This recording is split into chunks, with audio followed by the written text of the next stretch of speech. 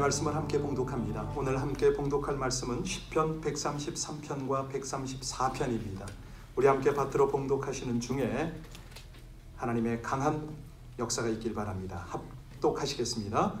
보라, 형제가 연합하여 동거함이 어찌 그리 선하고 아름다운고, 머리에 있는 보배로운 기름이 수염곧 아론의 수염에 흘러서 그의 옷깃까지 내림 같고, 헐몬에 있으리 시온산의 들에 내림 같도다. 거기서 여호와께서 복을 명하셨나니 곧 영생이로다. 보라, 밤에 여호와의 성전에 서 있는 여호와의 모든 종들아, 여호와를 송축하라. 성소를 향하여 너희 손을 들고 여호와를 송축하라. 천지를 지으신 여호와께서 시온에서 내게 복을 주실지어다. 아멘. 하나님의 말씀입니다. 어려운 중에도 예배 드리기를 힘쓰는 여러분들이 얼마나 소중한지 아세요? 교회 공동체가 보아도 너무 아름답고 하나님 눈으로 보실 때는 더욱 귀한 줄로 믿으시기 바랍니다. 지금 코로나 팬데믹 때문에 우리 삶이 너무 많이 급하게 변하고 있지 않습니까? 지금은 개인의 삶은 물론이고 어떤 사회, 기업이 급변하는 시대를 살고 있습니다. 이 모든 상황에 적응을 해야 되는데 사실은 아십니까? 보이지 않는 경쟁이 치열합니다. 살아남기 위해서. 일례로 미래학자들은 그런 말을 합니다. 앞으로는 명문대학 소용없다. 아이비리그, 스카이는 아시죠? 그런 대학 출신들이 다는 아니다. 왜냐하면 변화하는 이런 상황 속에서 기업들이 원하는 인재가 4년, 6년을 배워서 배치되기를 기다리지 않는다. 전문 인력, 숨어있는 고급 인력을 기업들은 노리고 심지어는 재택근무를 하게 하면서 그런 인력들을 필요로 하지. 다시 말하면 온라인 시대가 전문 인력을 필요로 한다. 그래서 학력, 지역에 관계없이 사람들을 뽑아서 쓰게 될 것이다. 이런 이야기들을 합니다. 여러분, 우리가 미래를 공부하지 않아도 최소한 하나님을 믿는 백성답게 앞을 내다보고 대처를 힘써야 될 텐데요. 우리가 다들 이야기합니다. 코로나 이전 시대로는 절대 돌아갈 수가 없다. 그래서 아이들을 한번 잠깐 생각해 봤어요. 이 아들 어떻게 살지? 너무 불쌍해요. 왜? 이게요, 계속적으로 발생하는 이 변화무쌍한 상황들, 전염병뿐이겠습니까? 환경의 문제라든가 모든 문제, 뭔지도 모르고 이 불안한 이런 상황에 부딪히면 상실감을 느끼게 되죠. 혼란스럽죠. 자, 그러면 우리는 어찌해야 되는가? 천지 창조를 할 때 어떤 상황에서 하나님이 천지를 창조하죠? 혼돈과 공허 중에 질서를 잡아 창조하신 우리 하나님 아닙니까? 우리는 그걸 배워야죠. 거기서 질서를 찾아내야죠. 우리 하나님은 수천 년이 지나도 변함없는 절대 진리, 완전한 하나님의 말씀, 그 언약들로 우리를 인도하시잖아요. 아니, 정확하게 말하면 하나님의 역사를 펼쳐 가시는 거죠. 그래서 오늘도 그의 백성들을 통하여 하나님의 선한 영향력을 이 땅에 나타내기를 원하신다는 거예요. 자, 그러면 우리가 이 시대를 살 때 많은 걸 양보하고 있습니다. 여러 가지를 양보하는데요, 이 코로나 때문에 양보하는데 양보가 안 되는 한 가지가 있으니 그게 뭘까요? 먹고 사는 문제 아닙니까? 생존의 문제. 먹어야 살죠. 살아야 무슨 뭘 어떻게 방법을 찾아내죠. 그런데 그거보다 더 중요한 거, 먹고 사는 것보다 더 중요한 게 있으니 그게 뭡니까? 영적인 생존입니다. 이 하나님의 질서, 하나님의 절대 진리, 이거를 우리가 먼저 잡아야 된다는 거예요. 영적인 생명을 이어가야 돼요. 그러려니까 영적인 양식과 영적인 신령한 복은 절대 양보가 되지 않는다는 겁니다. 우리가 방역을 잘해야 됩니다. 마스크도 잘 쓰고 거리 유지도 하고 필요합니다. 그런데요, 하나님의 백성들은 이 위기의 시대에 그것을 초월하는 정말 준비해야 되는 것이 있습니다. 뭐죠? 구원의 확신은 물론이고 하나님이 주시는 지혜, 이 변함없는 진리와 이 질서들을 우리가 찾아 나가야 되잖아요. 그래야 나도 살고 남들도 살리고 공동체도 세상도 복되게 하지 않습니까? 자, 그래서 오늘 본문을 통해서 우리가 나눌 은혜는 뭐냐면 우리가 함께 세워가는 복되고 아름다운 공동체다 이거죠. 이 위기 속에서 이 위기가 우리에겐 기회가 되고 그래서 하나님의 영광을 더 크게 드러내는 아름다운 역사가 있기를 주의 이름으로 축원합니다. 자, 오늘 설교 제목을 우리 옆 사람과 함께 나눌까요? 복되고 아름다운 공동체를 세워갑시다. 복되고 아름다운 공동체를. 시편에 보면 120편부터 134편까지 쭉 표제가 붙었으니 그 표제가 혹시 뭔지 아세요? 성전에 올라가는 노래 이렇게 돼 있어요. 여러분, 성전에 올라가는 노래 이게 무슨 말입니까? 그들이 성전으로 올라갑니다. 왜 올라갑니까? 예배하러. 그렇죠. 예배하러 갈 때 뭐부터 한다고요? 찬송부터 한다는 겁니다. 함께 어우러져서 우리가 예배 시간마다 찬양을 하잖아요. 그들도 그래야 했습니다. 아름다운 연합을 먼저 이루는 거예요. 그리고 하나님 앞에 올라가는 거죠. 하나님 보실 때 하나님이 기뻐서 흡족하셔서 예비하신 은혜를 풍성히 부어주도록 이 시편 133편의 내용은 뭐냐면 다윗의 고백이거든요. 이 노래를 부르며 성전으로 향하던 모든 무리들은 아마도 다윗을 생각하며 다윗이 도대체 어떤 심정, 어떤 상황에서 이 노래를 했을까 하고 자기들도 따라 불렀지 않았겠어요? 여러분, 성경에서 하나님을 경외하고 하나님을 사모하고 정말 하나님께 예배하기를 힘썼던 한 사람을 꼽아라. 누굽니까? 다윗이죠. 다윗만한 사람이 없어요. 그렇게 하나님의 전을 사모했잖아요. 다윗이 왕이 되었을 때 가장 하고 싶었던 일, 가장 먼저 하려고 했던 그 일이 뭐죠? 하나님의 전을, 하나님의 언약궤를 찾아왔어. 거기에 하나님의 전을 세우는 것이 다윗의 목적이었습니다. 저한테 물어보시겠어요? 당신이 대통령이 되면 뭐부터 하겠느냐? 이 시대의 대통령들이 하는 일이 뭡니까? 특히 한국 대통령 적폐청산하나요? 대부분 그럽니다. 사실 다윗이 왕이 되기까지의 과정은 결코 평탄하지 않았죠.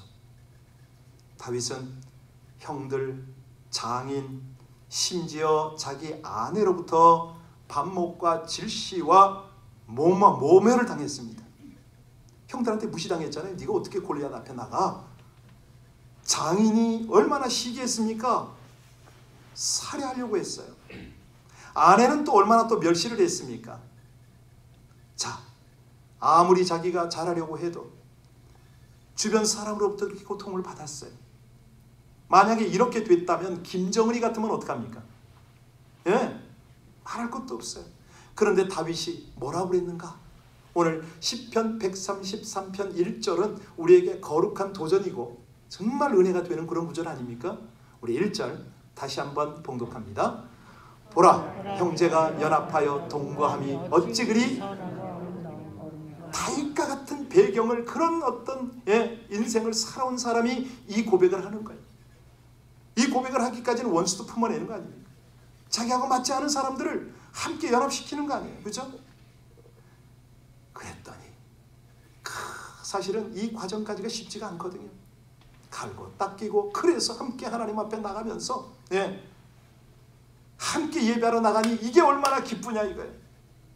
한때는 서로 언쟁도 하고 주먹다짐도 하고 욕하고 비난도 하고 뭐 그냥 남보듯 하고 이렇게 살았지만 아니라는 거예요 이제는.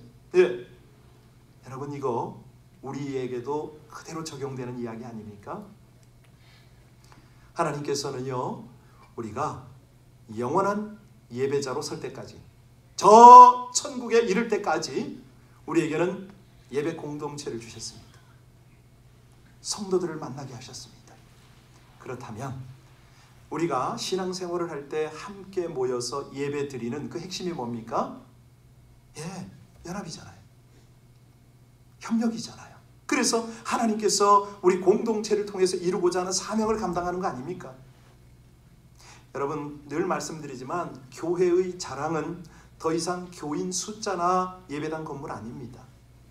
뭐 기가 막힌 어떤 영적 공동체 프로그램이 있다, 이것도 아닙니다.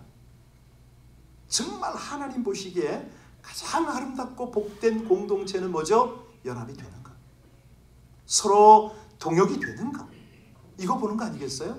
가정도 그렇고 교회도 그렇죠. 그래서 오늘 이 시편을 보면서 와, 연합의 기쁨이 이런 거구나, 연합은 이렇게 기쁘구나, 서로를 위로하고 격려하고 사랑을 나누고, 그렇지 않습니까? 이것이 바로 유무상통했던 초대교회 모습 아닙니까? 그때는 사도행전에 나오는 모든 교회는 다 그랬잖아요. 그런데 지금은 우리가 인위적으로 어떻게 할 수가 없어요. 교회 안에 모일 수가 없잖아요. 흩어져 있어요. 어른들은 오고 싶어도 못 오는 그런 상황들입니다. 자, 이럴 때는 그럼 어떻게 연합을 해야 되느냐? 어떻게 연합합니까? 예, 성령 안에서. 성령의 하나 되게 하는 그 은혜 안에서 시 공간을 초월하는 연합을 이룰 수가 있죠. 이거 해야 됩니다. 이것은 멀리 떨어져 있는 가족끼리도 그렇게 해야 되고요, 믿음의 사람끼리는 말할 것도 없습니다. 자, 그래서 주 안에서 연합해서 그 다음엔요, 하나님의 목적을 이루어야죠. 자, 그러면 2절에 우리 주님께서, 아니 우리 다윗이 주님을 향하여 어떤 고백을 합니까? 같이 읽습니다. 머리에 있는 보배로운 기름이 수염 곧 아론의 수염에 흘러서 그의 옷깃까지 내림 같고. 지금 기름이 흐르는 장면이 나오는데 이거를 좀 더 쉽게 우리가 그 피부에 닿도록 이해하려면 아론을 한번 상상하셔야 돼요. 아론이 제사장 아닙니까? 그 제사장 수염을 깎았다 안 깎았다? 수염 색깔이 어땠을까요? 여하튼간에 중요한 거는 그 구약시대 때는 이 기름 부음으로 하나님의 종을 세웠습니다. 왕도 그렇게 세웠습니다. 자, 아론에게 기름을 붓습니다. 머리부터 기름이 흘러내립니다. 그런데 저도 좀 부러운데 수염 기르는 분이 계셔서 그 수염을 타고 쫙 이렇게 기름이 흐른단 말이에요. 예? 어떤 느낌이었을까요? 너무 멋있지 않았어요? 머리에 있는 보배로운 기름이 수염 곧 아론의 수염에 흘러서 그의 옷깃까지 흘러내린다. 네, 이것은요 일반적인 표현이 아닙니다.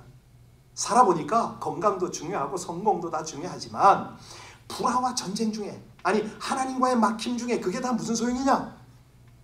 복 중에 복은 하나님이 함께 하시는 것이 복이더라.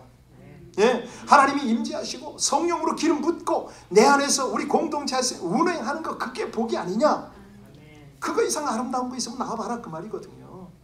3절 보시겠어요? 3절 같이 봉독합니다. 헐몬의 이슬이 시온의 산들에 내린 같도다. 거기서 여호와께서 복을 명하셨나니 곧 영생이로다. 여러분, 이 헤르몬이죠. 그 산이 높습니다. 이스라엘 북쪽에 있는 높은 산이잖아요. 우리 LA에서는 높은 산이 마운틴 쪽에 있잖아요. 거기에 겨울 내내 눈 많이 내려주십시오. 꽁꽁 올려주십시오. 봄이 되도록 높게 하십시오. 여름까지 높게 하십시오. 우리 그런 기도했는데 기억나세요? 그 산 꼭대기에 이슬이 내렸답니다. 이슬이 이제 물방울이 되어서 시내를 타고 흐르잖아요. 그러면요, 그 흐르는 곳곳마다 생명이 약동하잖아요.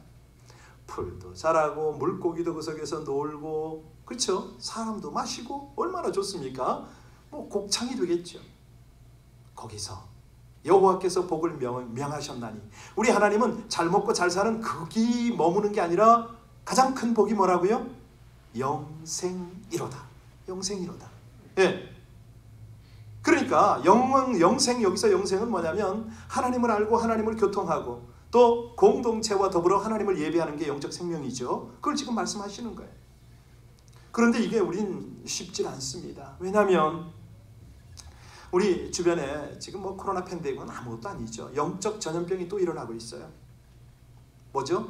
안주입니다. 무사한 일입니다. 예배 좀 참석 안 하면 어때? 온라인으로 하면 되지. 하여튼 정말 자신도 모르는 사이에 이 영적인 바이러스가, 독한 바이러스가 점점 전염이 되고 있습니다. 그러다 보니까 영적 생활이 잘 안 돼요. 미움과 원망과 비난과 분노가 또 영혼을 망가뜨려요. 왜? 이거는 영적 전쟁이거든요. 강력한 영적 세력이 우리를 무너뜨리려고 합니다. 역사를 합니다. 우리의 생각을 부정적으로 잡아넣는 거죠. 어느 집사님이요, 부정적 생각에 사로잡혔어요. 아, 이게 주위에 단 한 사람도 마음에 들지 않네. 그러다가 말씀을 보는데 이게 웬일이에요? 로마서 14장에 그 말씀을 하시는 거예요. 네가 어찌하여 내 형제를 판단하느뇨? 어찌하여 내 형제를 업신여기느뇨? 우리가 다 하나님의 심판대 앞에 서리라. 이게 확 살아서 자기 마음에 꼽혔어요. 그리고 정신을 차리고 보니까 아, 내가 사단에게 공격을 당하고 있었구나. 바로 기도로 공략을 했죠. 그 다음부터는요, 이게 벗어납니다. 편해집니다. 여러분, 우리가 지금의 환경, 영적 환경에 대해서 소극적으로 반응하면 안 됩니다. 왜?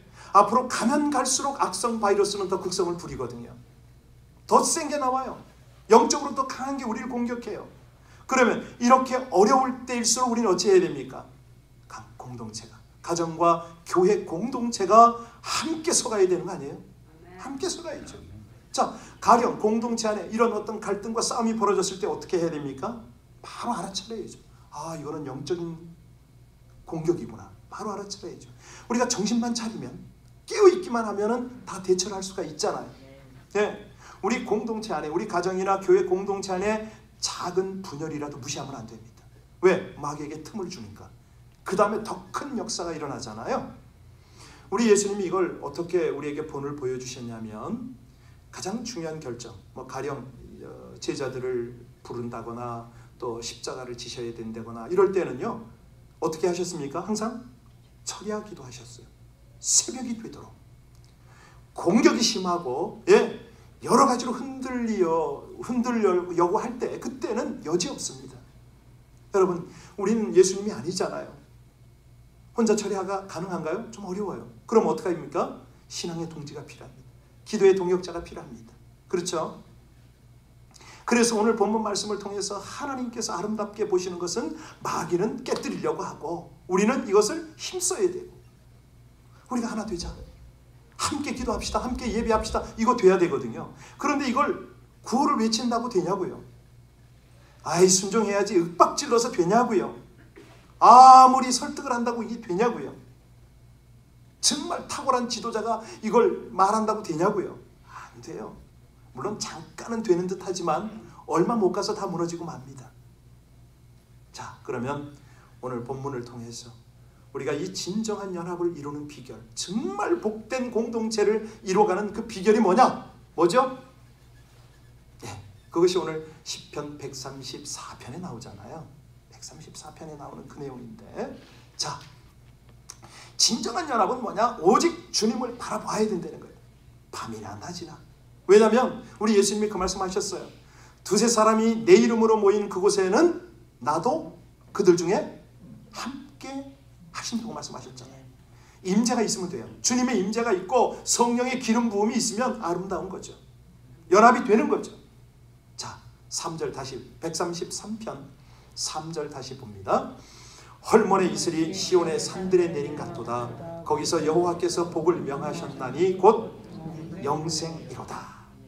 여러분, 다윗의 입장으로 잠깐 다시 한번 돌아가 보세요. 자, 아니, 다윗이 어렵다면 이스라엘 사람들로 한번 생각해 보세요. 이제 성전에 올라가잖아요. 뭐 하러 간다고요? 예배하러 간다고 그랬습니다.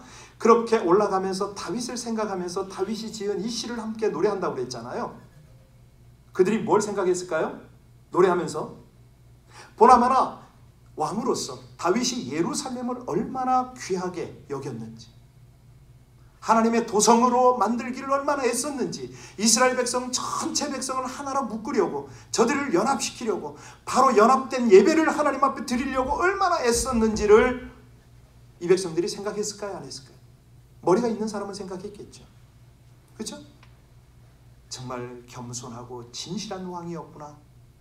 하나님 보실 때 그 마음이 합합했구나. 사실요, 이스라엘 역사상 이스라엘은 몇 지파? 12지파. 그런데 그 지파가 하나 되었던 적이 얼마나 될까요? 없어요. 다윗 때, 이때가 통일 이스라엘이에요. 그때밖에 없어요. 그러니까 다윗이 지도력에 출중해서 그랬을까? 아닙니다. 비결은 뭐죠? 한마디로 다윗은 진실한 예배자였거든요. 하나님을 정말 왕으로 모셨거든요. 온 백성과 더불어 하나님을 예배했거든요. 그러니까 이 백성들이 신정 아래, 신본주의 아래 하나가 된 거예요. 사사시대 때 얼마나 유명하고 뭐 능력 있는 사사가 많았습니까? 그런데 그 사사들이 통치할 때 이스라엘이 하나가 되었나요? 아니에요. 오히려 뭘 달라고 그랬죠? 왕을 달라고 그랬어요. 각 지파, 사사들 뭐 자기 소견에 옳은 대로 행했어요. 왜요? 한마디로 하나님을 왕으로 모시지 않은 그런 나라였기 때문에. 오늘도 하나님이 바로 이런 다윗과 같은 사람을 찾습니다. 아니, 이런 다윗 공동체를 지금 하나님이 부르고 계십니다. 왜? 하나님은 복을 내리셔야 되니까. 이 위기가 기회가 되도록 하나님은 그렇게 역사를 하셔야 되니까. 여러분, 그러려면 우리는 어찌해야 됩니까? 우리 자신뿐만 아니라 우리 공동체와 더불어 항상 성전에 오르는 심정이 되어야 될 줄로 믿습니다. 네, 우리 주님의 구원을, 우리 주님의 사랑을 늘 찬양하며 올라가는 거죠. 그럴 때 이 복된 공동체는 우리가 만드는 게 아니고 하나님이 만들어 주신다는 거죠. 하나님이 기뻐하시고 복을 내시는 이 예배 공동체. 그때는요, 먼저는 우리 각 사람이 주님과 친밀하게 동행해야 되고요, 공동체로 더불어서 하나님을 교제해야 된다는 거죠. 이게 안 되면 어떻게 됩니까? 대부분 교회는 끼리끼리 어울립니다. 친한 몇 사람끼리 어울려요. 그러다가 또요, 또 뭐 어쩌니 저쩌니 하고 또 돌아서 삐지고, 그러지 않습니까? 서로 배신했다고 화를 내고, 서로 거짓말했다고 다 그냥 뭐 그러고. 여러분, 지금은요, 매일매일 확진자가 수천 명이 늘어납니다. 한국이 6월 말인데도 기온이 섭씨 30도가 넘는다고 그래요. 미국과 한국과 북한과 중국과 인도네시아가 뭐 도대체가 예측이 안 돼요, 이 정세들이. 지금은 한국 보도를 보니까 그럽니다. 확진자 몇 명 나오면은요, 마치 공동체 전체를 죄인시해요. 뭐 교회가 잘못했다, 무슨 뭐 택배 회사가 잘못됐다, 뭐가 잘못됐다, 그냥 완전히 거기를 좀 이상하게 몰아가요. 이게 끝일까요? 아닙니다. 이제 가면 갈수록 보세요. 저는 뭐 미래학자도 아니고 예측도 못하지만 이제 사람 많이 모이고 뭐 가령 뭐 큰 빌딩 같은데 엘리베이터 타고 오르락 내리락 아파트 같은데 그런데 인기 없을 것 같아요. 그렇지 않습니까? 아니, 감염될 거를 염려하니까 누가 그런 데 들어갑니까? 혼자 저 교회로 나가서 좀 그냥 하우스 같은 데 그런 데 살려고 그러고, 택배 재택근무 하려고 그러고 그렇지 않겠어요? 도대체가 정신 못 차리는 시대를 우리는 가고 있습니다. 그러다 보니까 별별 예측이 다 많습니다. 집값 오를 거다, 금융이 어떨 거다, 직업은 이런 직업이 좋다. 나름대로 의견을 피력하면서 점점 충돌은 더 많을 겁니다. 자, 그러면 우리의 해결책은 뭐죠? 오늘 설교에 마무리를 좀 해야 되는데, 여러분들 뭘 들으셨어요? 어찌 하실 겁니까? 오늘 본문에서 뭘 원합니까? 그럴 때마다 우리는 어떻게 하라고요? 다른 방법이 없어요. 주님 바라봐야 돼요. 주님을 예배하는 자리에 나와야 돼요. 네? 이거는 뭐 사람을 잘 만나고 미래를 예측해서 될 그런 문제가 아니에요. 자, 그러려니까 우리가 분명히 해야 될 것이 있습니다. 하나는 분명히 해야 됩니다. 뭡니까? 내가 주님의 마음, 주님의 눈으로 보리라. 사람도, 가족도, 공동체도 그렇게 보리라. 아멘. 그러면 사람들이 불쌍해지기도 하고 중보하게 되기도 해요. 우리 예수님의 심정이거든요. 예수님께서는 십자가를 지셨잖아요. 왜요? 하나님과 사람 사이에 막혀있던 장벽을 거두려고, 사람과 사람 사이에 막혀있는 이 모든 담들을 허물려고 십자가를 지셨어요. 다시 말하면 우리 주님의 십자가 안에서는 하나 되지 못할 이유가 없다는 거예요. 아무리 억측을, 궤변을, 뭐 별짓을 다 해도 우리 십자가 안에서는 이게 될 수가 있다는 거예요. 그래서 늘 저는 뭐 주례할 때마다 부부에게 꼭 부탁하는 게, 부부싸움 하면은 바로 십자가 밑으로 와야 돼. 함께 거기서 기도하고 또 해보고 해야 돼. 늘 당부를 하는데요. 사실 우리가 시험에 들 때가 참 많잖아요. 야, 정말 하나 될 수 있을까? 이게 연합이 될까? 여러분, 전능하신 하나님은 능치 못함이 없는 줄로 믿습니다. 아멘. 천지를 창조하셨어요. 아멘. 동정녀에게서도 아들을 낳게 하셨어요. 이 하나님이면 못할 일이 없음을 믿습니다. 사실요, 지금이 지난주에도 설교했지만은 언택트 시대입니다. 비대면의 시대입니다. 사람 안 만나요. 만나려고 안 해요. 그런데 여기서 어떻게 소통하고 하나가 될 수 있을까요? 언택트가 아니고 온택트를 하면 돼요. 그렇지 않나요? 우리가 가상 공간을 통해서 우리가 얼마든지 하나가 될 수, 연결할 수 있잖아요. 그런 쪽에 힘을 쓰자는 거죠. 함께 대면하면 좋습니다. 함께 예배 드려야죠. 근데 그게 참 곤란하다, 안 된다 그럴 때는 어떻게 하라고요? 직접 만나지 않아도 접촉하는 방법을 찾아야 됩니다. 어떻게? 성령 안에서. 그래서 에베소서 4장 3절에 그런 말씀을 하잖아요.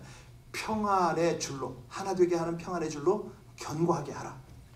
어떤 방법이 있느냐? 성령이 하나 되게 하신 것, 그걸 힘써 지키면 된다. 하나님께서 요거 방법을 알려주셨어요. 성령 안에서 십자가를 바라보고 한 방향으로 나가는 겁니다. 성령의 인도만 따르면 된다는 거예요. 성령을 의지하려는 거예요. 기도를 놓치지 말라는 거예요. 그러면 하나님께서 우리의 생각을 사로잡으시고 우리의 모든 연결을 주장하신다는 이거 아닙니까? 지금요, 이 코로나 팬데믹 시대를 우리는 어떻게 살아야 되는가? 가정과 미래와 우리 자녀들의 어떤 그 대책은 어떻게 세우지? 알 수 없습니다. 솔직한 말로 세울 수가 없습니다. 그럼에도 불구하고 우리가 잊지 않아야 되는 것이 있습니다. 뭡니까? 지금의 위기가 복이 되도록 해야 된다는 거예요. 네, 우린 늘 말하잖아요. 위기는 곧 기회다. 제일 중요한 거는요, 우리 하나님께서 보시기에 아름다운 그런 복된 공동체를 지금부터 계속 우리는 신경을 써야 돼요. 그래서 오늘 시편 142편이 우리에게 교훈하십니다. 뭐라고 하는지 1절 2절 같이 봉독합니다. 시편 134편 1절 2절입니다. 134편 1절 2절. 보라, 밤에 여호와의 성전에 있는 여호와의 모든 종들아, 여호와를 송축하라. 성소를 향하여 너희 손을 들고 여호와를 송축하라. 방법이 뭐예요? 새벽과 밤에 함께 예배하며 기도하며 하나님의 말씀을 받고 깨달음을 얻어서 그렇게 시행을 하라. 풍성한 복으로 가장 아름다움으로 함께 하마. 뭐 이런 내용이거든요. 왜? 하나님께서 누구에게 복을 주십니까? 거룩한 공동체, 예배 공동체에 복을 주실 수밖에 없어요. 아니, 하나님의 임재를 확신하고 정말 하나님의 지혜를 구하는 거기에 하나님께서 역사하실 수밖에 없어요. 그래야 당신의 영광이 나타나니까. 여러분, 지금이야말로 이 어려운 세상을 넉넉히 이겨야 할 때입니다. 내가 살고 남도 살리고 세상을 살리는 복의 공동체가 되시기를 주의 이름으로 축원합니다. 네, 다른 방법은 없습니다. 그저 성령 안에서 함께 교통하고 무엇보다도 하나님을 예배하면서 그렇게 주님의 기쁨이 되는 거죠. 바로 그때에 우리 안에 주님의 기쁨이 넘치는 거예요. 나도 모르게 힘이 나는 거죠. 연합의 아름다움, 연합의 복됨, 이거를 우리는 누리게 됩니다. 이것이야말로 하나님께서 우리에게 가정을 주시고 교회 공동체를 주신 하나님의 목적 아닙니까? 하나님이 목적이 있으니까 처음에 사람 만들고 가정 만들었잖아요. 첫 작품이. 신약시대 때는요, 바로 교회 공동체를 만들어 버리셨잖아요. 그러면 이 공동체의 목적이 뭐예요? 복된 거죠. 하나님의 복을 나누는 거죠. 하나님의 선하고 아름다운 것을 증거하는 거죠. 그럴 때 하나님이 무언들 아끼시겠습니까? 아니, 세상이 그 모습을 보고 선하고 아름다운 정말 하나님의 복을 받은 자로다, 그 공동체로다 고백하지 않겠습니까? 이렇게 우리가 열심을 다하면, 최선을 다하면 결국 하나님 앞에 저 천국에서 영원한 예배를 드리게 될 때에 하나님께서 분명히 여러분에게 말씀하실 겁니다. 잘했다. 잘 참았고 잘 인내했고 잘 품었고 중보기도 참 잘했다. 착하고 충성된 내 종아. 면류관을 주실 줄로 믿으시기 바랍니다. 기도하시겠습니다. 하나님, 우리 인생이 이처럼 하나님 앞에 빚진 자로 살아갑니다. 대속의 십자가에 아버지의 한량없으신 그 구원의 은혜에 빚지고 살아갑니다. 무엇보다도 이 시대는 성령님의 갚을 길 없는 은혜 가운데에 살아가게 하심을 감사를 드립니다. 이 목숨 바쳐, 이 생명 바쳐 하나님 앞에 충성하게 하여 주옵소서. 정말 아름답고 복된 공동체를 이루어가는데 우리 모두가 최선을 다하게 하여 주시옵소서. 신실하신 하나님이 귀한 당신의 백성들을 통해서 이 땅에 영생을 나타내시고 가장 복된 축복을 나타내실 것을 감사하며 예수님 이름으로 기도하옵나이다. 아멘.